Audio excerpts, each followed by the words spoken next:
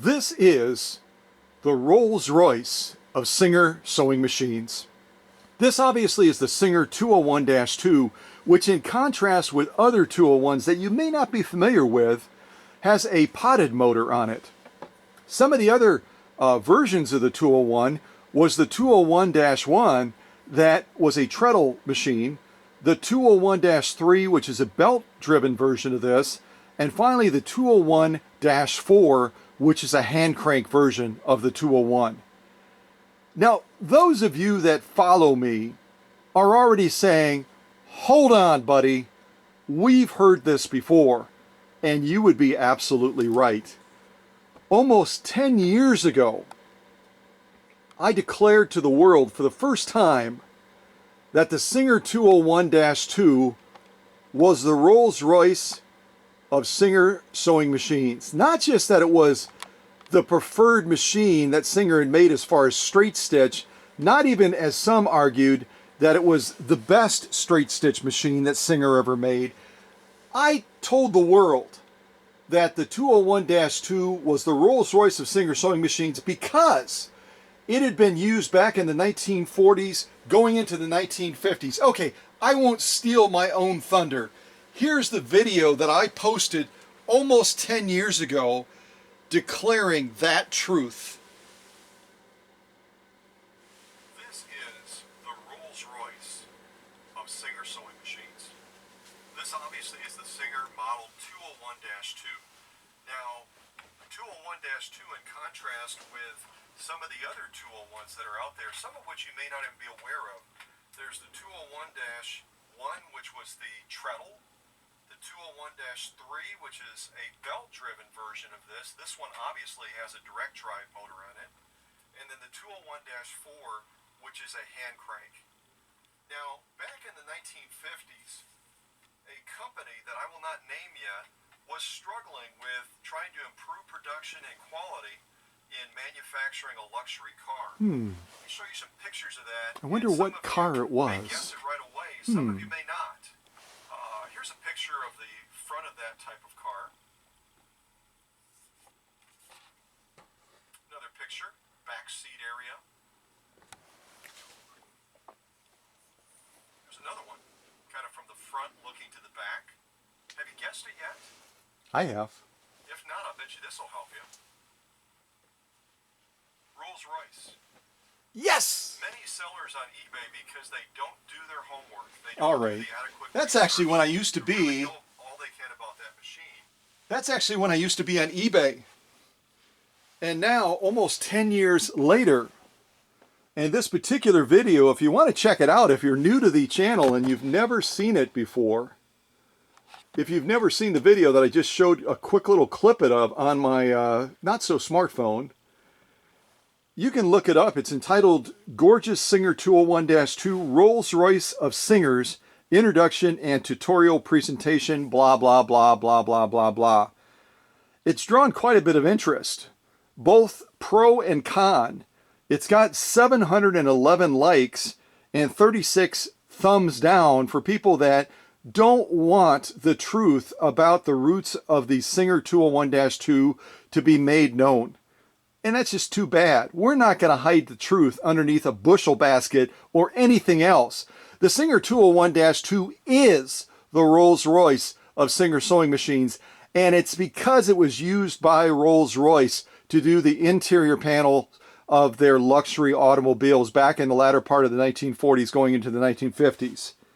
And I stand by that video. It's been out there for 10 years. I've gotten so many accolades and so many positive comments. I've had other just hateful people that have really tried to challenge me on that truth. Too bad. We're going to stick by the truth. That's the way we operate here. And we're going to stick with the truth as well with the 201-2 that you see in front of you right now, which is not the one you just saw in that video. This 201-2 belongs to my friend William Diaz, who hails from the great state of Texas, specifically San Antonio, Texas. And this is the machine that he sent to me. It had all kinds of challenges, as you will see when we go over to Facebook. And I'm going to get some of my lights on here. When we go over to Facebook, you're going to see some of the challenges. It had wiring issues, it had motor issues, it had mechanical issues, it had drive shaft issues, it had paint patina issues, which it still does to some extent, because again, this was not a full restoration. This was a service and a tune-up on this machine and optimizing it. It wasn't stripping it down, putting on new paint, putting on new clear coat, putting on new decals, all that kind of stuff. This was a bare bones restoration. Nothing wrong with that at all, because this machine is going to be a workhorse for William, because he wants to sew leather with it. And he sent me a bunch of samples of leather. We're going to do our best. And I told him up front, even before he shipped the machine, even after I optimize a 201-2, it's only going to be able to go so far towards the top of that bar. Every machine, once it leaves that factory, it's no longer equal. And even when I take it through a restorative process of tearing apart that motor, optimizing every other part of that machine from bobbin to balance wheel, that machine has been used, it's been abused, or it's been neglected, or it hasn't been maintained, or whatever the history of that machine might be, and you're only going to be able to take it just so far. It would be like us armchair type quarterbacks in the Midwest that happen to follow the Packers, training and training and training, maybe even in our youth, training and training and training and trying to throw that pass farther and faster like Aaron Rodgers, but never being able to hit the bar as high as he does because of his God-given gifts. The contrast here is these machines have been exposed to so much, and even after I go through them, you can only take them so far. And this machine, I've taken it as far as it can possibly go. So once we get down to the needle today, we'll see how Williams 201-2 does against some really formidable leather pieces that he sent me. I mean, this guy is going to go gangbusters in leather sewing, and hopefully it's going to be with this 201-2 that I prepared for him. What did you all think of that disclaimer? That was pretty pathetic, wasn't it? All of you in the background and all of you that are watching this premiere, and you may even be typing in the chat. Yeah, right, Scott. It's been on your workbench, dude. We know what you do with machines. We know that you can resurrect them. We know that you can take a dead machine and make it alive again. We know you can take a weak machine and put it on steroids. We know that Williams' machine is going to kick the butt off of this leather today. Okay, I'm really sorry for saying but I had to do it. Okay? So some of you, as you're looking at Williams' machine, might be saying, man, I wish that were my machine.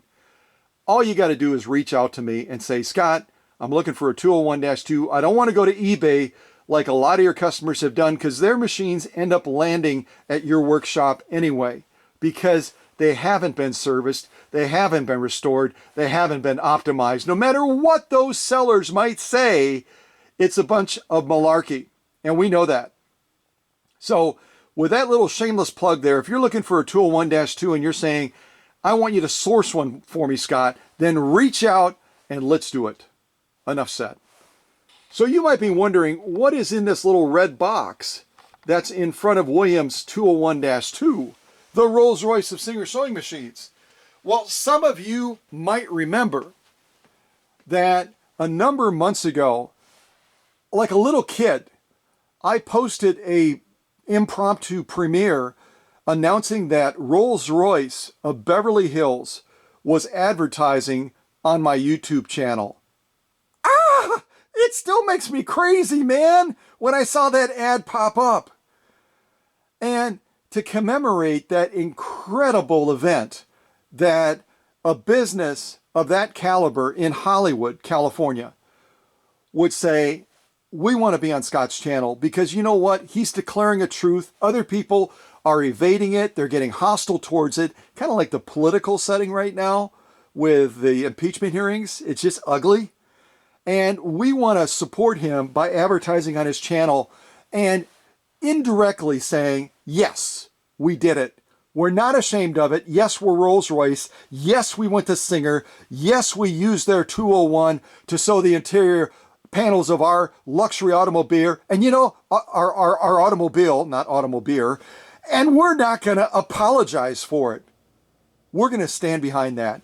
And so, what do I have in this little box? A special gift. A special gift that eventually I probably will give away. It is an original, as original as I could get anyway. It is an original Rolls-Royce wristwatch. I'm not making it up, folks. You're looking at it ticking there right in front of you.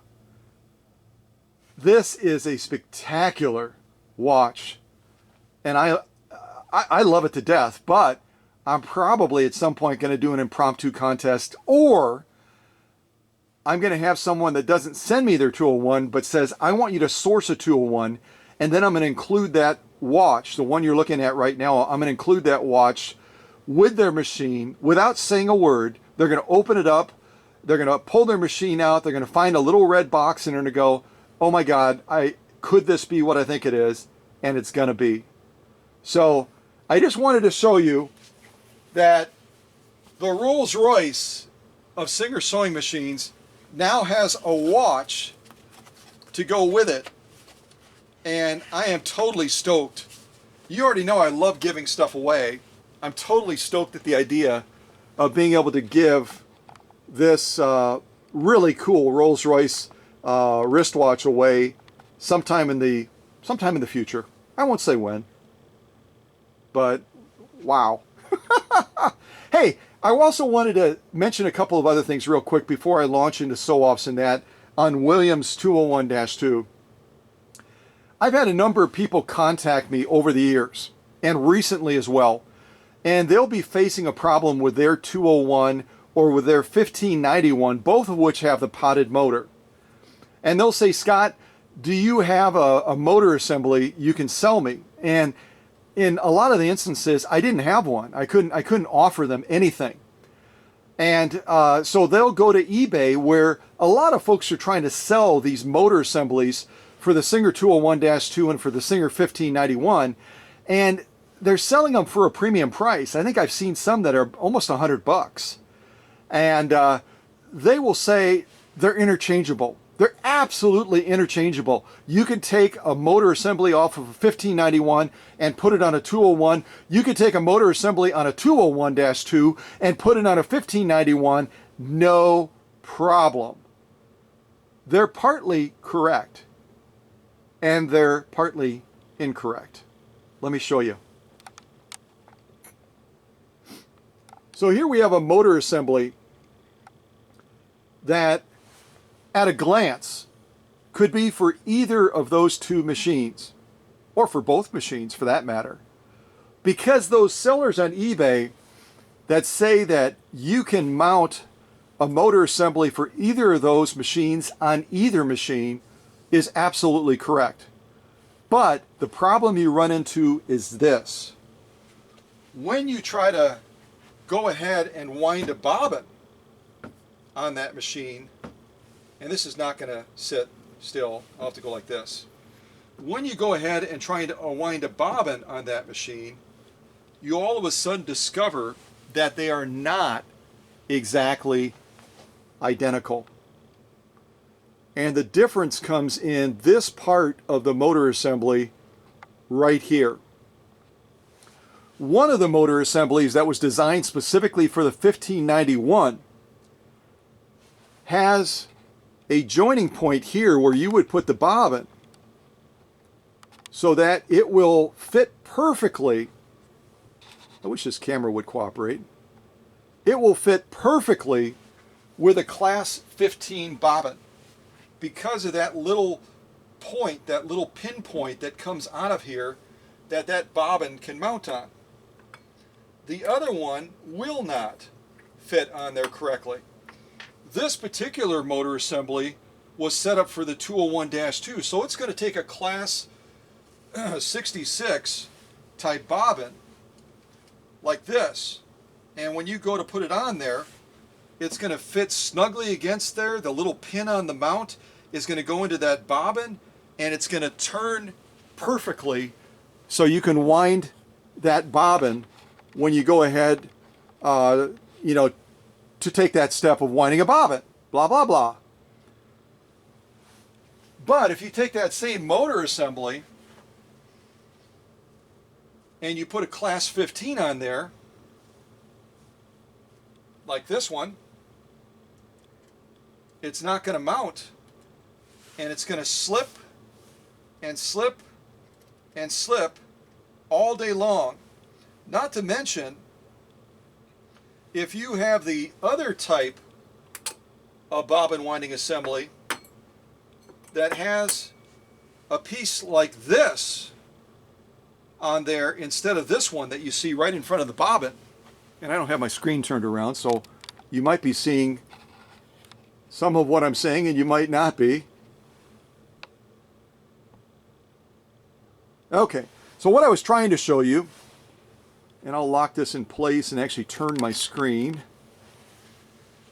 One of these potted motors that you get off of eBay is going to have an engagement lever like this that is substantially more narrow. And I can actually probably tell you how wide it is because I have something called a caliper.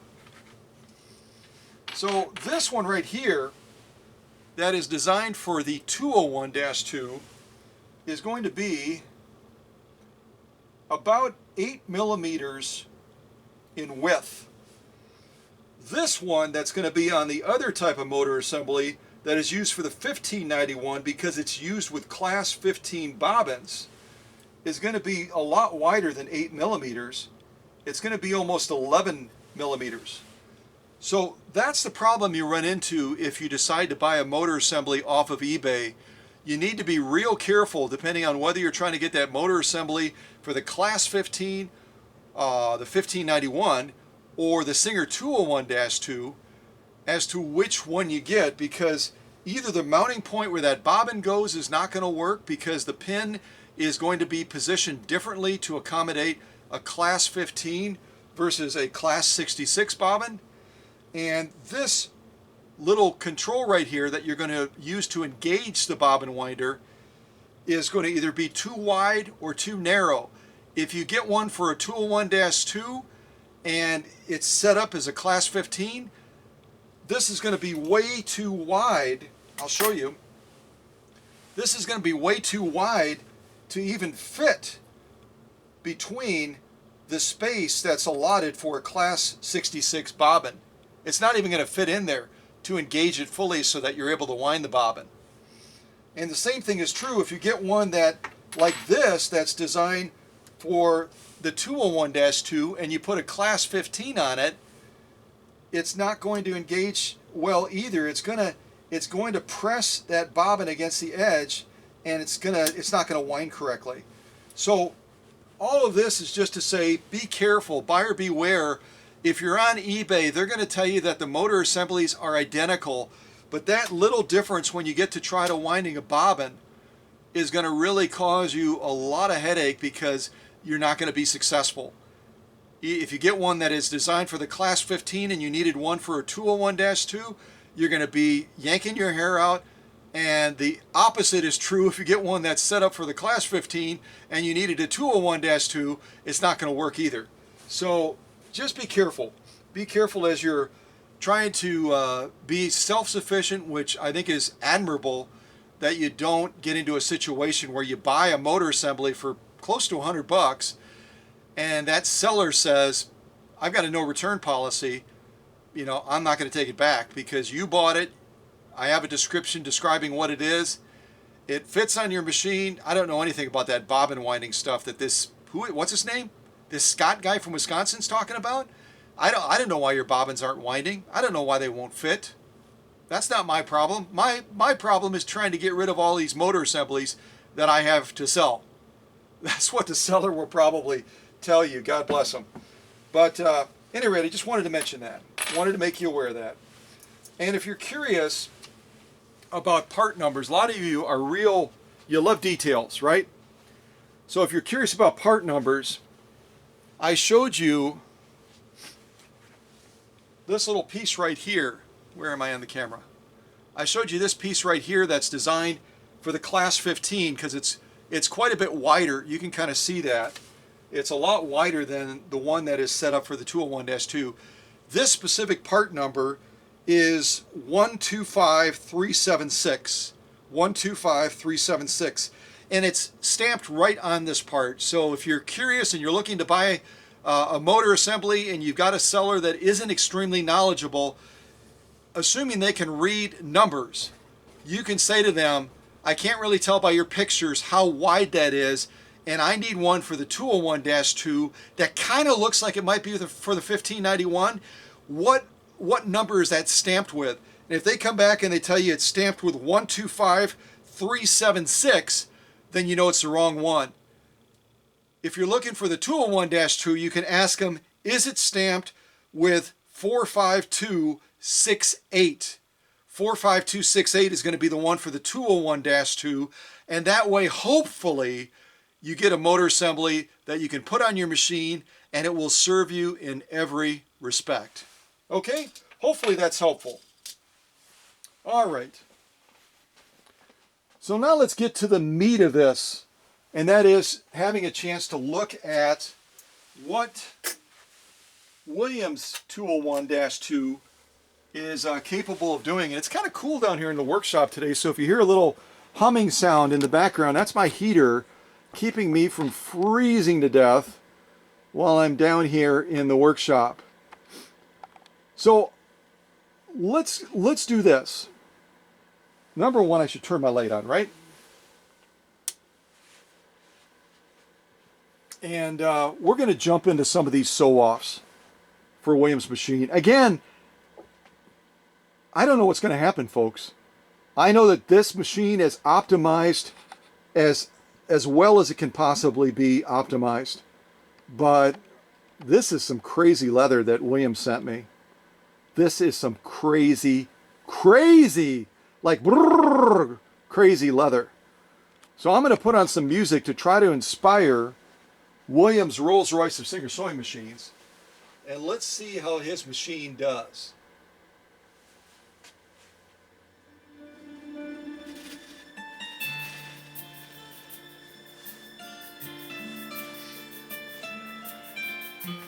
This almost sounds like a funeral march or something. This is kind of not motivational, huh? All right, let's see how we do here. All right, I've got a wide variety of leather sew-offs that I can do here. This is sample number 1 that William gave me. Sample number 2. Sample number 3. Sample number 4. And again, if you look at it from the side, there's sample number 4. Sample number 3 is noticeably thinner, right? Sample number 2, that's a beast. Oh my gosh, that's a beast. And finally, sample number 1.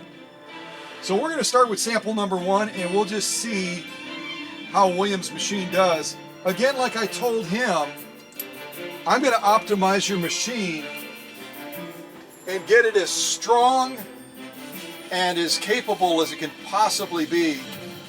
But I can't absolutely guarantee that that machine is going to be able to sew all of those leather pieces you sent, because some of those leather pieces are commercial grade. They're insane. But you know what? My process is insane when it comes to spending 12 to 14 hours on a sewing machine. So I'm not going to apologize for Williams' machine.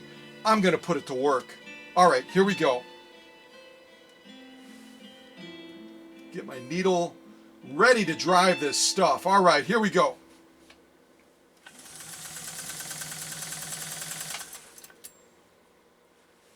All right, wait a second. Rewind. Did we just sew that? I can't quite tell. Did we? I think we. What? Are you serious? So sample number 1 was that easy? Seriously? That stuff right there? I mean, it looks like a packing box as far as the thickness. And Williams 201-2 just got it done. Like, what is the big deal? You go into that drama speech, Scott. I don't know if it's older age or what it is, man. You got to make this big disclaimer, this big speech about what one of your machines that's been on the workbench either can or cannot do. And then I have to embarrass you by going across that leather like it's a light cotton, right? So just be quiet, Scott, with all due respect, Mr. Machine Whisperer, and just get it done. Get it done. That's what you always say, right? Just get it done. Well, I'll tell you one thing. If we can get it done on this one, then I think the rest of these leather pieces are going to be an absolute cakewalk, because this is crazy, crazy, crazy, crazy thick. As a matter of fact, I'll tell you what, I'm going to leave this until last. I'm going to leave it till last. And you might be saying, well, wait a second, you're going to sew all that other leather off, beginning to dull that needle down, and then you're going to go for the max?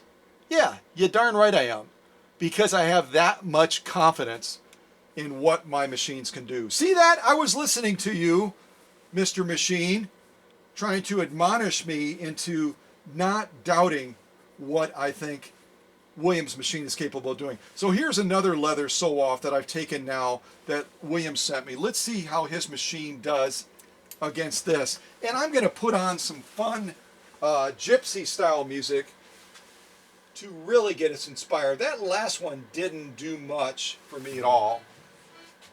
All right, come on. Yeah.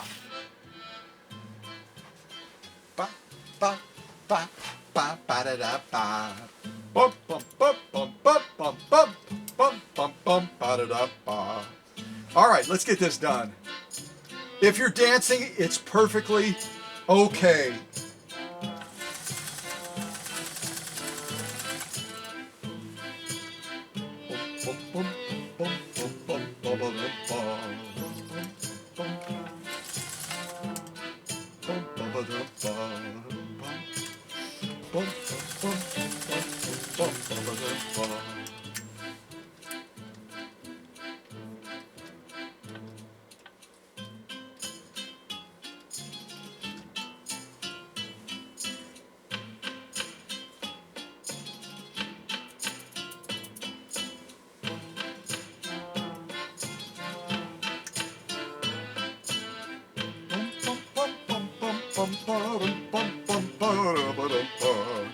Okay, so this is our next leather sew-off that we just did here. Absolutely gorgeous stitches. The spacing, the formation is what? Brag-worthy, absolutely. So we've got success so far, folks, with sew-off 1, sew-off 2 of these samples that William sent. We're batting absolutely 100% so far. And I've got to clip these threads. They're really looking crazy.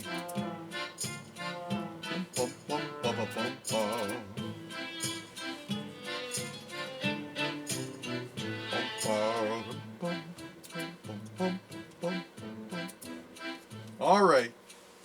So far, 2 down, 2 to go. And this one is not going to be any easier. Oh my gosh. Look at that stuff. Oh my Lord. I don't know about this, William. If we get 50%, that's not necessarily bad, right? All right, so here goes this one. I'm going to do a little test roll on it here. Oh boy. That needle is saying, are you absolutely serious, man? All right, well, let's see what we get. Here we go. A very, very thick layer of genuine leather that William provided for his machine to try to sew off. Let's see what happens, folks. No guarantees.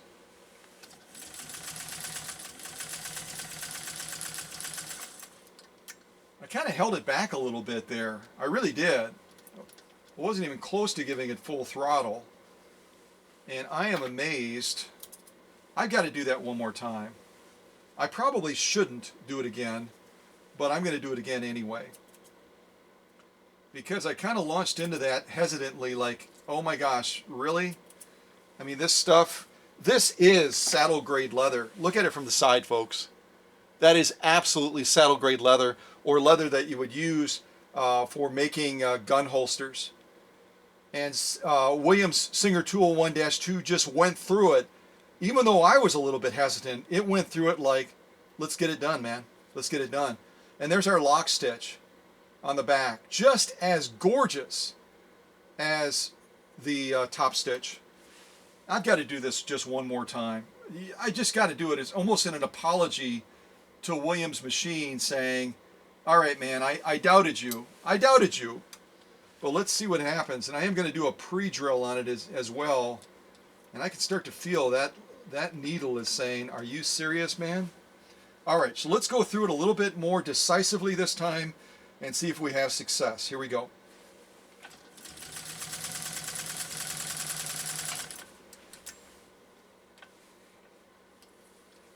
And listen to that machine run, folks. For a machine that came, as you'll see in the Facebook shots, or you've already seen in the Facebook shots, a machine that came with a very troubled motor. Bare wires, greased up, and not greased up in a good way, but gummed up, and barely turning with any decisive power at all. And now we've got a machine that just went through saddle grade leather like it was an absolute walk in the park. And those top stitches, we can look at them real close at the end of this premiere, are absolutely as they should be, as is that lock stitch as well. The lock stitch is absolutely spot on.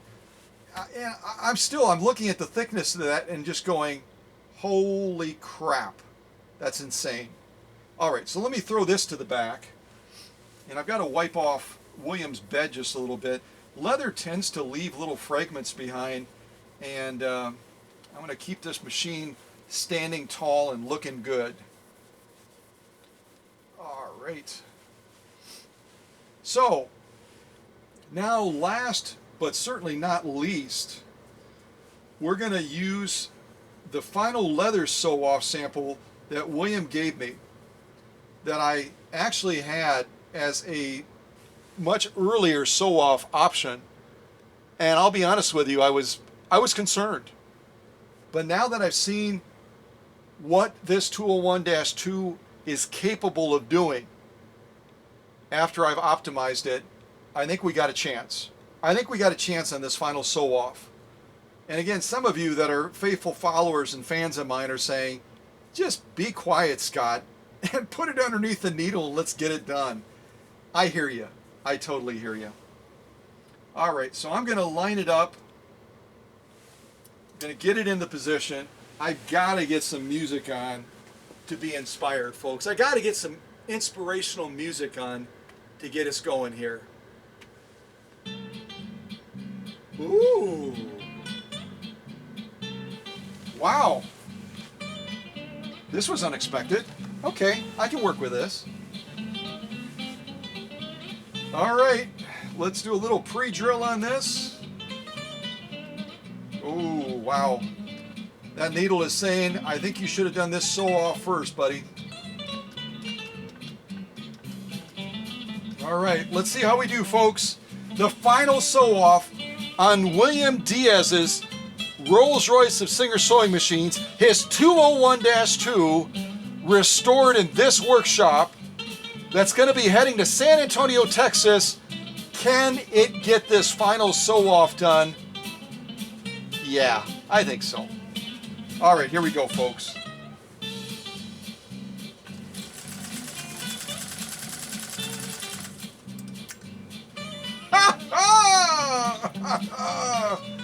Oh, I love playing drama queen. I don't know if we can do it. I don't know if this machine is capable of sewing through leather like that. I don't know if it can do it, Scott. I don't know. Yeah, it's been in my workshop. it'll get the job done. So there's our top stitch right there, folks, on this final sew-off. The spacing, the formation, absolutely spot on. And look at it again from the side. Look at it from the side, folks. I will challenge anyone to try sewing leather of this grade. I mean, this is probably 12 ounces of saddle grade leather. And Williams' machine just went through it. No big problem, no challenge, no difficulty whatsoever. And for those of you that were looking the other way, there's our lock stitch, which is also absolutely perfect. And if any of you are wanting to see it again, let's do it one more time. And I will put a new needle in here before I ship this machine off to William, just so that he has the confidence that he can start jumping into leather sewing and won't be working with a dull needle. But first of all, I got to find a little bit more music to put on, something a little peppy.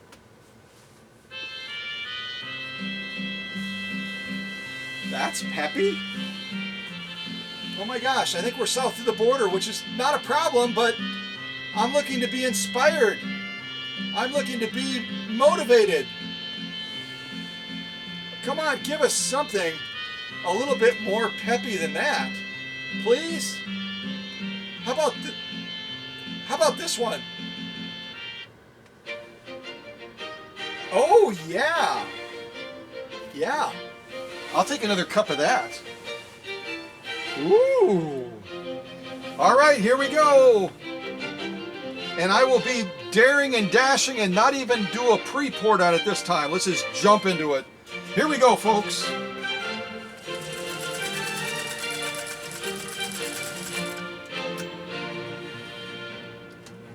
Yes, we just did it again, folks. We just did it again.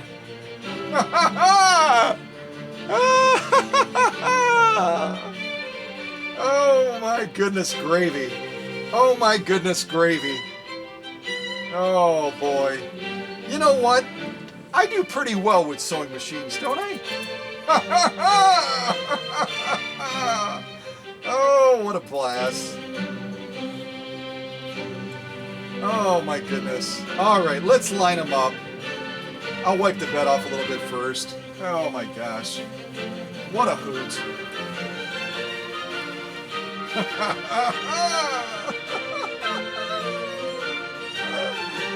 Oh boy.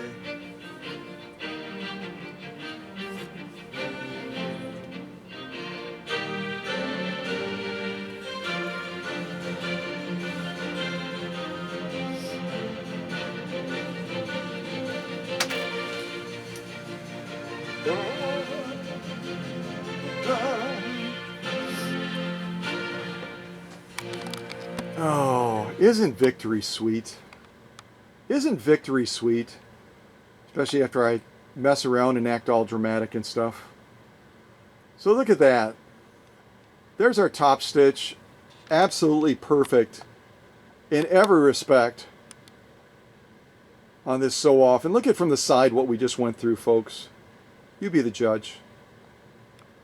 Then we went over to this stuff. Like I said, it's like a packing box. Look at the layers on that stuff, the darker and the lighter. It's set up as a leather that just says, go ahead, try to sew me. It's not going to happen. Well, Williams' machine just said, yeah, it is. Sorry if you don't like it, but that's what we're going to do. Not only that, we're going to lay down a stitch that's absolutely drop dead gorgeous. All the way down. All the way back. Absolutely gorgeous stitching through, I mean, a catalog type leather. Crazy, crazy thick. Then we go over to this other stuff. Where am I? We go over to this other stuff that's just as thick, just as crazy. And we buzz down layers on this as well. Absolutely drop dead gorgeous stitching. The spacing, the formation, everything about that stitch is exactly as it should be. Exactly as it should be. And then we have this one over here too, which is saddle grade leather. It's saddle grade leather, the stuff you use to make saddles, to make reins, to make gun holsters, any of that heavy duty stuff. And Williams' machine buzzed down it like it was nothing and got the job done. Just laying down stitches that are absolutely crazy.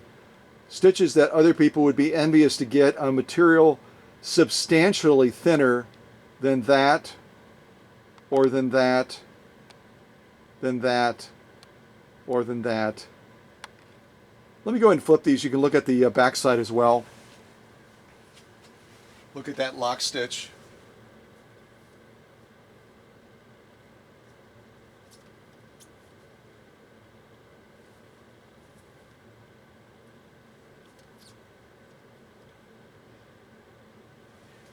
I think it's okay, even with the decades of experience I have working with sewing machines, having had thousands of machines on my workbenches, I think it's still okay to have that childlike awe where when you've spent, like me, 12 to 14 hours on a machine, and you know you've done everything possible to give it the advantage that it needs to perform at its optimal level, and then you sit down and you do those sew-offs. You do sew-offs. I didn't do any off the camera type testing on this leather that William sent me.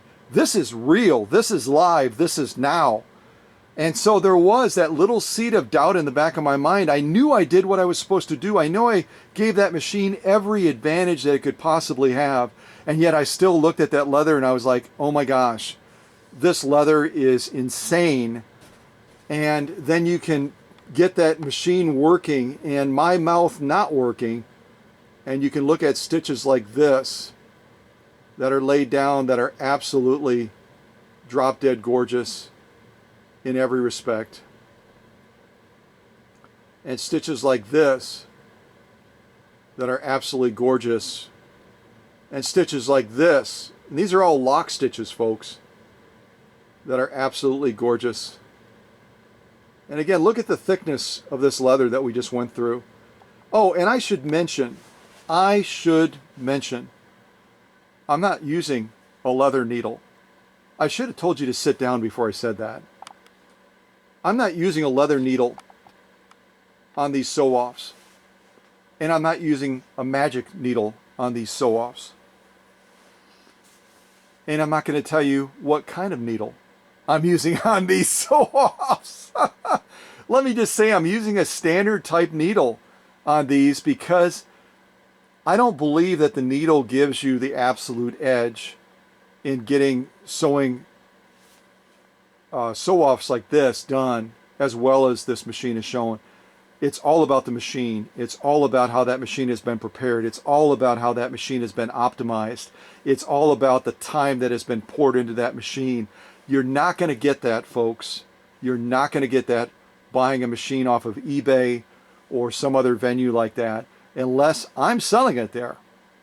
Because those other people that have those machines, they've acquired them, they bought them cheap, they picked them up somewhere. They know enough that if there's little holes on top of the machine, they're going to put some oil in there. They know well enough to polish it up a little bit. They don't know any of the other intricacies of optimizing that machine and giving it every advantage that it can possibly have to be able to really have kind of an Olympic day like this machine just demonstrated in being able to lay down stitches like this. And these are the lock stitches, folks. These are the lock stitches that you're looking at right here. Those are lock.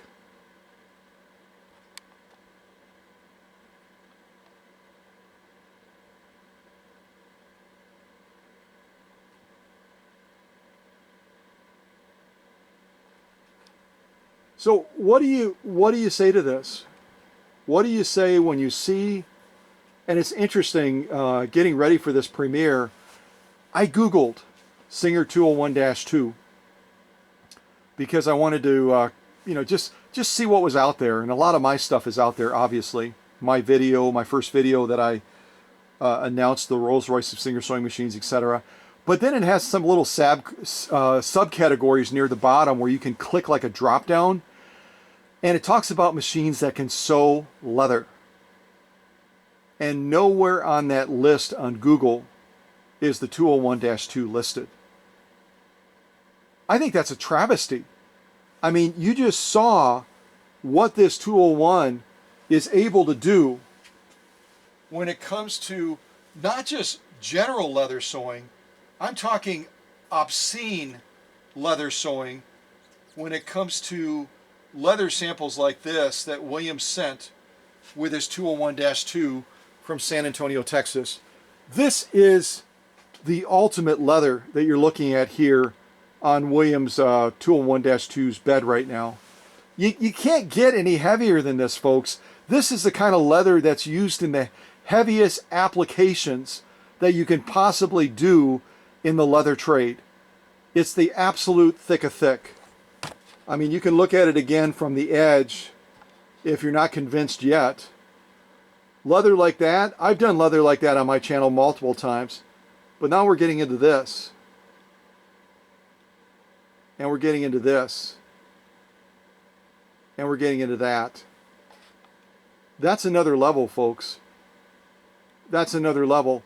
And nowhere on the radar on Google's search does it show the 201-2 as a declared leather sewing machine.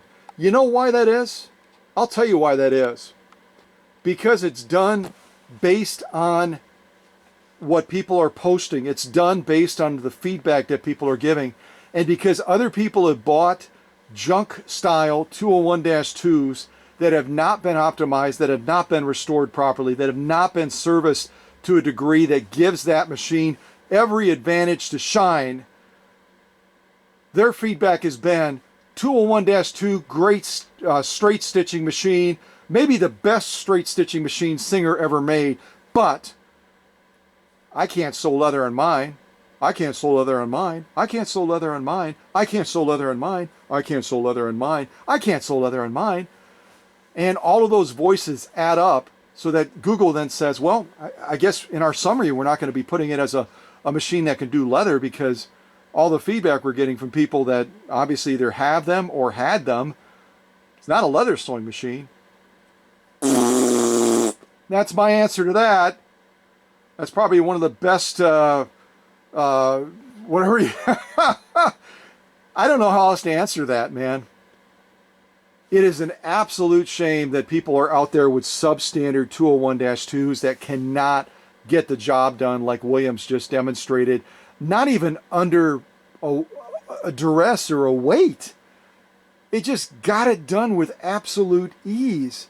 Sewing at slower rates of speed, slowing at faster rates of speed, going through the thickest of the leather samples that he provided last after that needle had been boring through leather that would dull any needle out there, even a magic needle if I had one.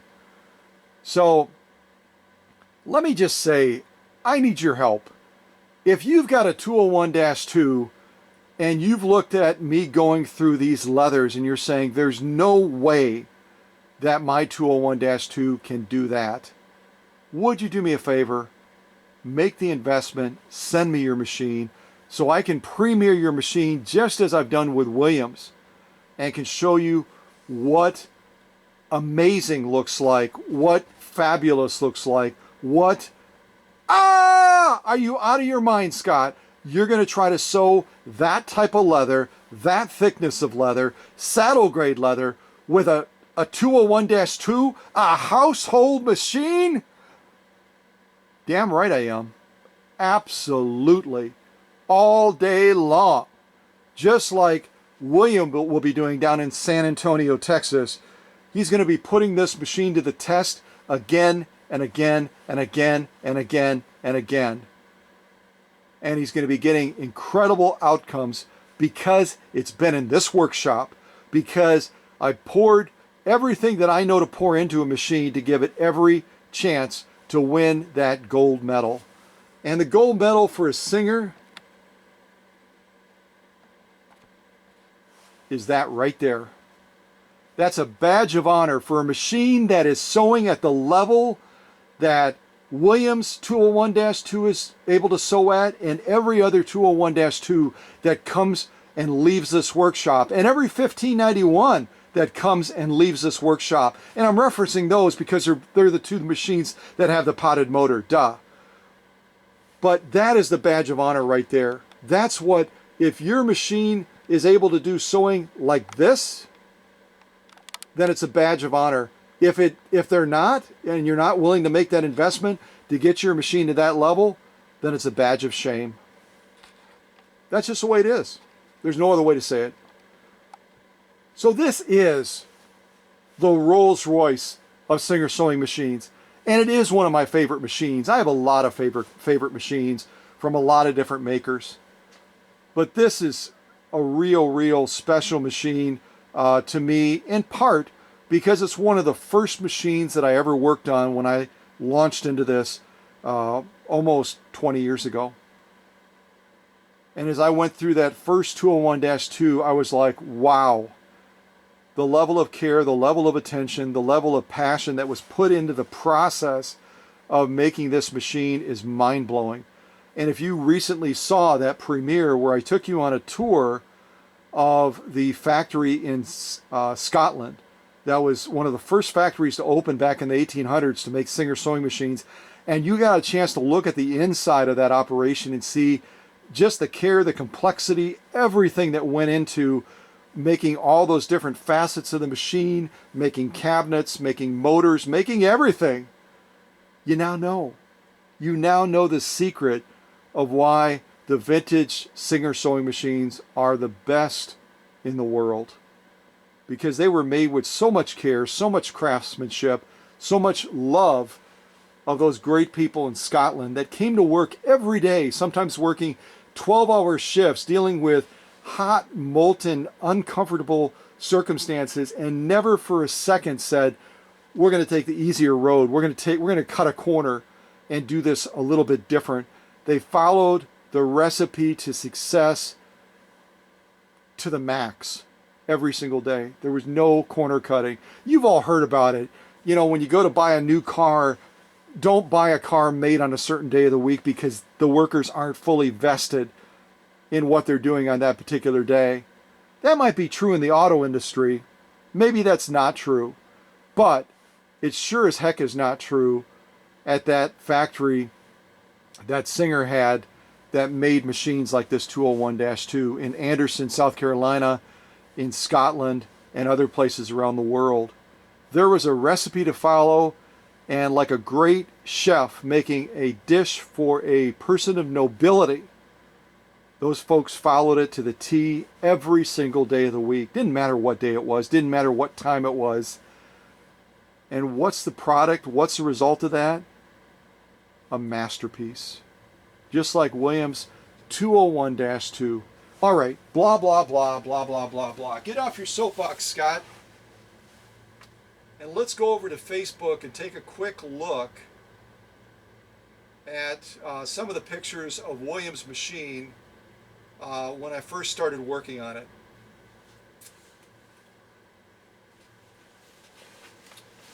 All right, over to Facebook.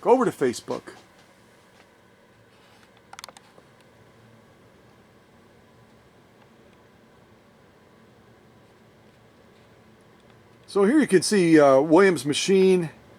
Haven't really done much to it at all at this point. I've taken off the faceplate. I've begun to do my pinpoint inspections on it, checking for any signs of anything that needs to be replaced, adjusted, repaired.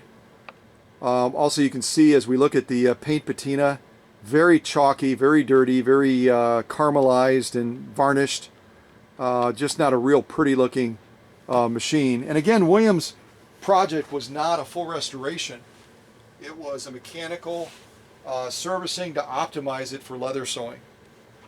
But when you get a machine on the workbench, when I get a machine on the workbench, as I joked with Dan from Hawaii, I can't help myself. I got to do some work on the paint. So here's a frontal shot of Williams' machine. Nothing dramatic here, just showing you the overall look of the machine when we first started. Here we're looking at the bottom of the machine. As you may or may not know, the 201-2 has a real nice pedestal design where it has a pedestal on the front near the raceway. It has a pedestal on the far right in proximity to the pillar to give an incredibly stable sewing base. So if you own a 201-2 and you were told way back when, or you just assumed that it had to be in a table, that's absolutely a fallacy. The 201-2 does a fabulous job, as you saw Williams demonstrate here, through the thick of leather, sitting right on the tabletop. As long as it's a stable table, then you've got it made. And also the bottom of the 201-2, let me just say this without going into a lot of details. It has about 28 service points on it. 28 service points that need to be properly serviced, either cleaned, debris, lubricated, re-greased, re-oiled. It's going to need something that's going to allow that machine to be at an optimal level. I'm going to shut my light off above there. I think I'm getting some glares. Maybe I'll get glares anyway. And there we're looking at the other side. We were on the right side of the machine. Now we're on the left side of Williams 201-2. And you might be saying, well, what is that little knob thing that we're seeing on the right side? Well, if you didn't know it, the 201-2 has the capability to drop the feed dogs. And if you rotate that little knob that you see on the right side there towards you, it's going to allow you to rotate those feed dogs down for freehand embroidery.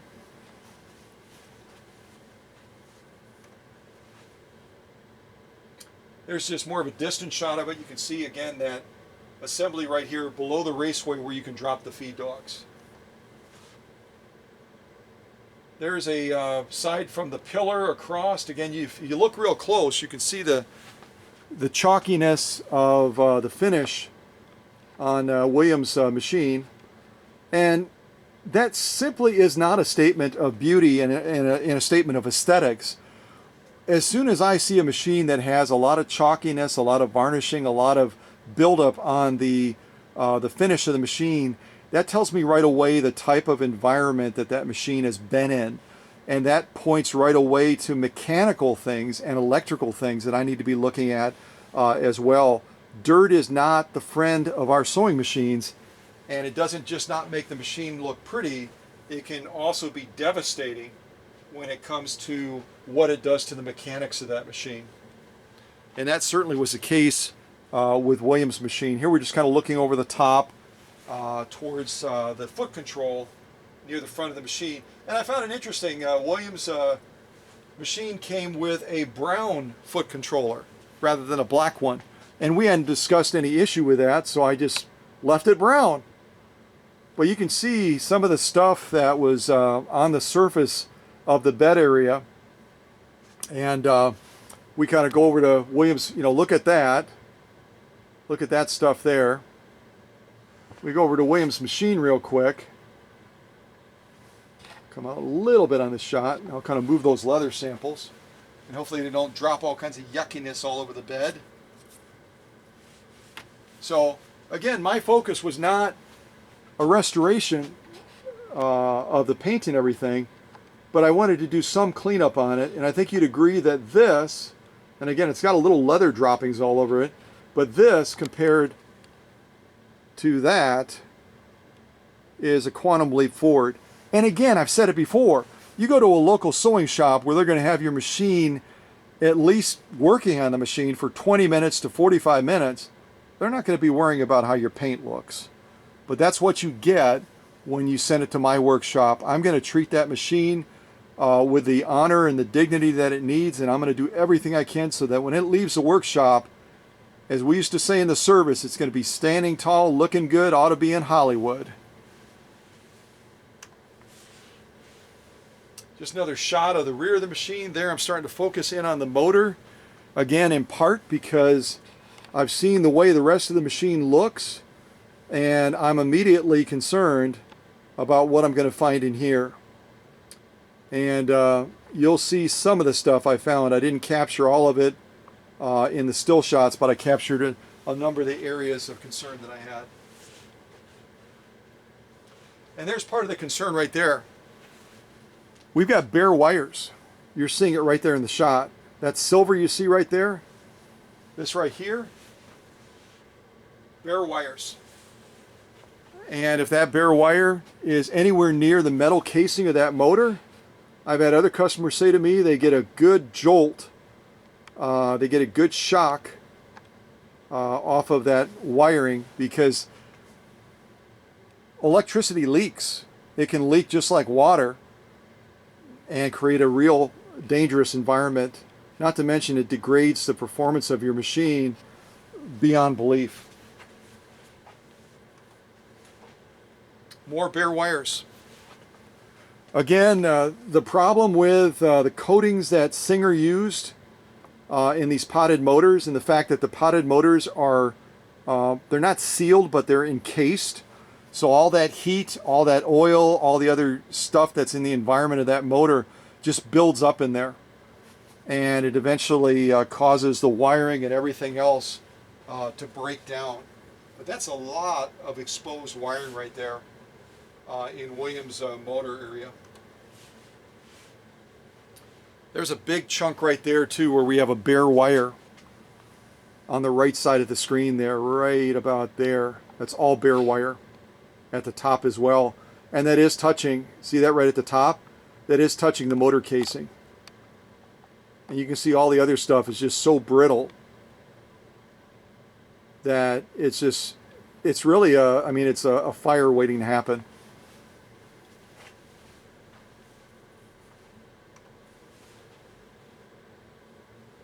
There you can see that we're kind of looking at the rear of the motor area into the motor, and I'm inspecting those wraps right there and all the other wiring. You can see again the coating on the back of that pillar.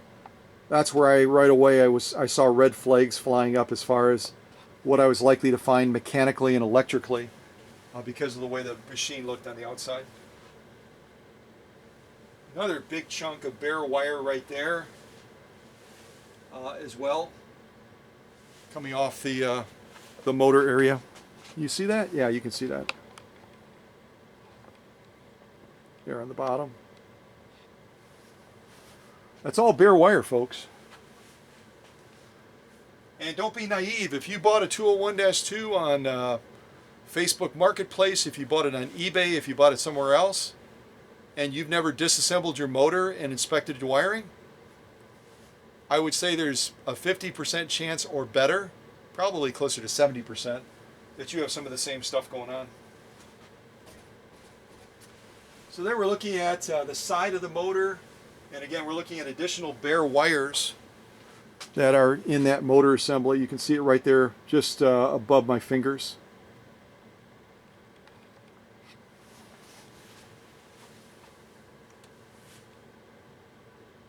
Again, just highlighting the motor area was in such a dangerous state. I won't even say a poor state, it was in such a dangerous state.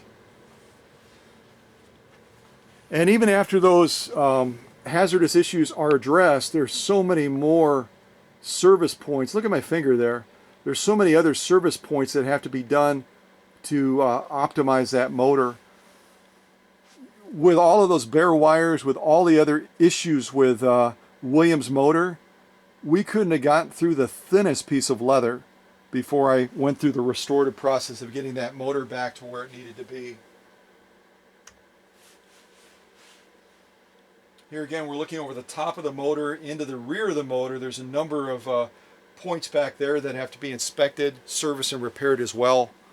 None of that can be left to chance because you got a metal machine, you've got a metal casing, and you've got a lot of electricity running through there. So here we've done a number of repairs. The motor is starting to come back together, slow but sure. And it's going to be a much happier motor than it was. Well, you saw that today in the sew-offs.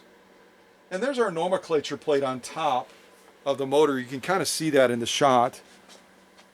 Again, back to the eBay people that will be trying to sell these motor assemblies for, upwards of $100, and they're going to tell you they're identical. They're not only different, as I've already illustrated, when it comes to the bobbin winding part of the assembly, but also as far as the motor as well. A lot of the motors that you'll find that come with the Singer 1591, the little brother of the 201-2 that has the potted motor, you're going to find that those come with 0.5 amp motors. Not all of the 1591s were made with the same motor as the 201-2. The 201-2 came with a 0.6. A lot of the 1591s are going to be a tenth of an amp smaller, which, you know what, arguably is not a huge arguing point, especially if I've optimized the motor. But still, if you're buying a motor to put on your 201-2, you want to know that you're getting the right motor. You want to know that you're getting all the motor you can possibly get. And unfortunately, if someone is being deceptive, this little nomenclature plate is held on by a single bolt that bolts to the machine, and they could just as easily swap it out. If it's one that says 0.5 amps and it was designed for a 1591, they can just pull it off and get another plate off of a 201 and throw it on there, and you'll be thinking you're getting a 201-1, a 201-2 motor with 0.6 amps, but you're only getting 0.5 amps. Here we're looking at some of the gears in the rear of the machine. Some critical gears on the 201-2 all over the machine that absolutely need to get the attention of getting number one, first of all, cleaned up and the old grease taken off, and then getting re-greased again.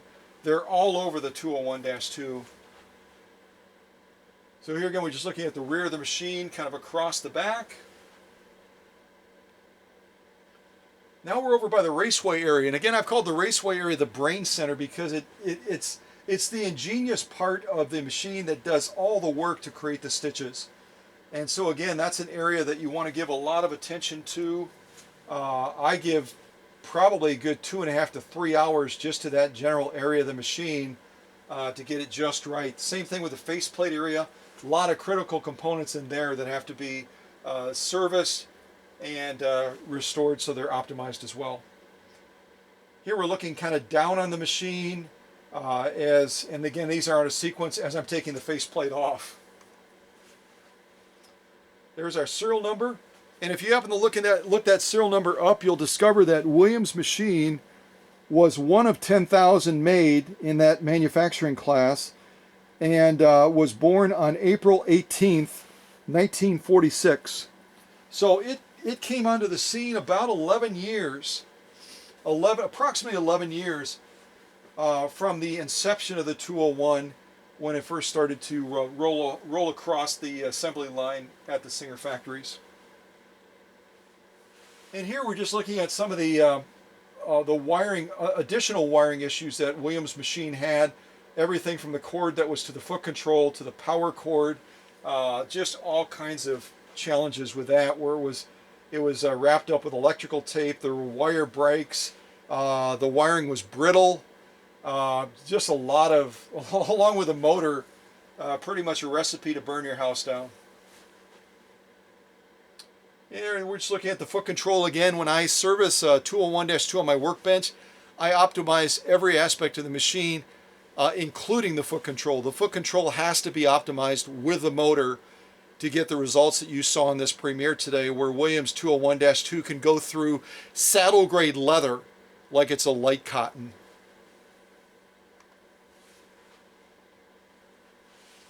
And here we're looking at over near the bobbin winding assembly and also near the balance wheel. Again, if you have to buy a replacement motor assembly, just make sure you're getting the right one. I've already described all the possible trip points to that. Just a side down shot of Williams' machine. I have to kind of look to make sure that I don't have the screen spun around, that you're seeing what I'm seeing here on the computer. And here again, you can see kind of on the bottom just the the awful look of that bed. And bed is such a central focus piece of the machine. I had to do some work on that, even though it wasn't part of what William paid me to do. I did it anyway, and that's just the way I do business. So here again you can see just some of the conditions of the paint patina.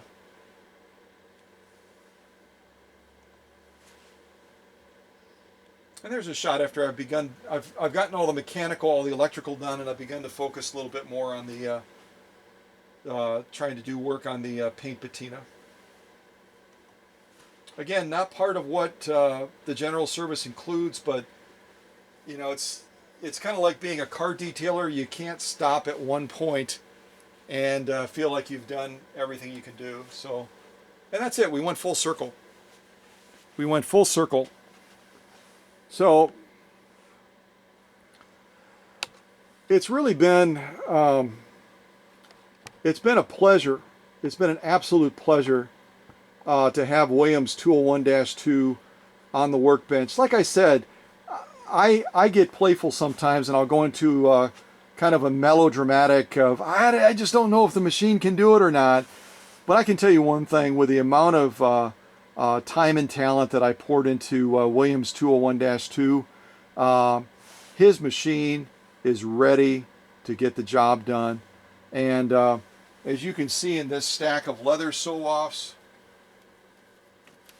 once I get it in the shot here, it just doesn't matter. It just, I'll turn it like this so you can kind of see it from the edge. It just doesn't matter what goes underneath that needle when that machine has been given every opportunity to succeed.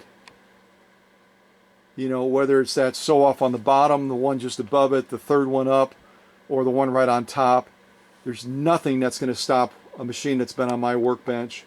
You know, when it comes to what it's capable of doing once it's been optimized. So, at any rate, I could drone on and ramble on for quite a while. The last thing I'll mention real quick, because I think it's helpful to you, is a quick pointer on your machine setting it up. Make sure that the flat side of the needle is to the left on this machine, and you're gonna want to do that. Otherwise, you're gonna get some real weird outcomes. And you're gonna want to make sure that you thread this machine from right to left. So flat side is going to go where? Yep, it's going to go to the left. And then you're going to thread this machine from right to left. Kind of backwards. We thread most of our machines from left to right, but the 201-2, like a number of the other Singers, you're going to want to thread it from right to left. Okay? All right, well, God bless you. Thanks for watching. Thanks for celebrating with me the incredible transformation of Williams 201-2, going through leather that would choke some, quite honestly, some light industrial, even almost commercial grade machines.